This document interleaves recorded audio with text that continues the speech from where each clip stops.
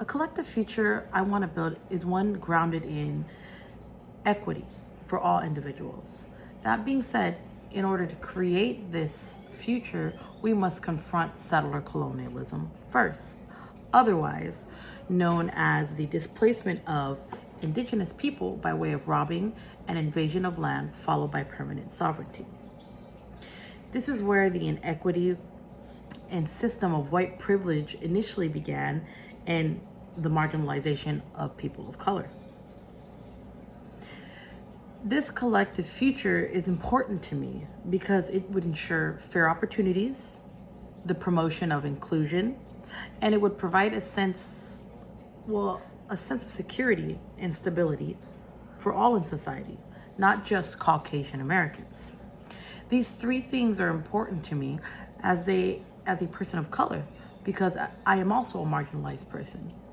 And I'm not included in the conversation of who gets to have a fair opportunity, just like many of us people of color are not.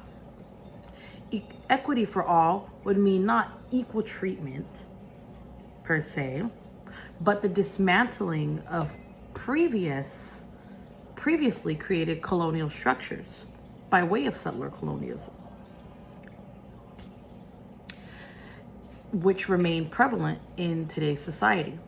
So I believe a great start to the beginning of this collective equitable future I want to build is the education of society through ethnic studies.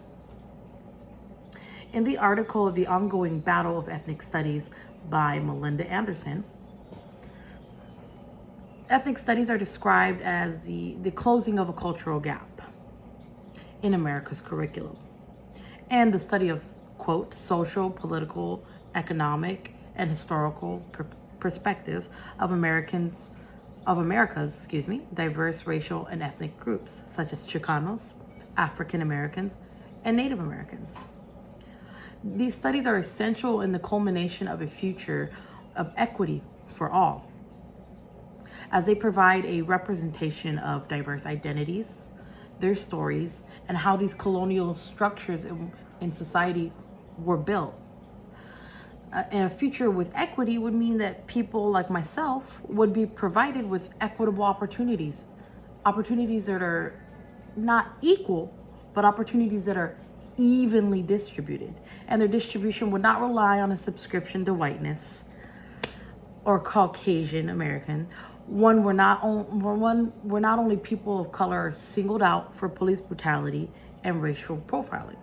A collective future that would involve the eventual dissolution of institutional racism, described also as the stripping of people of color of the same opportunities and rights as our white counterparts, socially, politically, and economically in institutions, by way of policies, structures, all created to marginalize us people of color.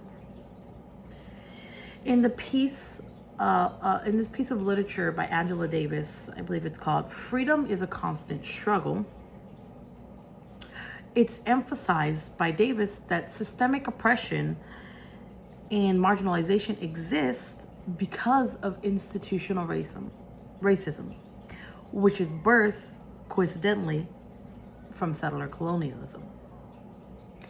Additionally, Davis's literature, "Freedom is a Constant Struggle," it helped me envision this future grounded in equity, as she highlights how this is not just an American struggle, it's not just an American issue, but it's a global one that needs addressing, and it can be tackled effectively and successfully through the solidarity of people of color, through our shared experiences, through the overlooking of our differences, and the knowing that we share something in common, and what we share in common is our marginalization. And if we can just build from there, this equitable future is possible. So a future where equity exists for all can be thought of by some as a pipe dream, unimaginable, unaccomplishable, but I believe differently. I believe anything and everything that individuals want to accomplish is possible. I believe it is a future I know can be built collectively and achieved with solidarity among people of color and through our shared experiences. Thank you.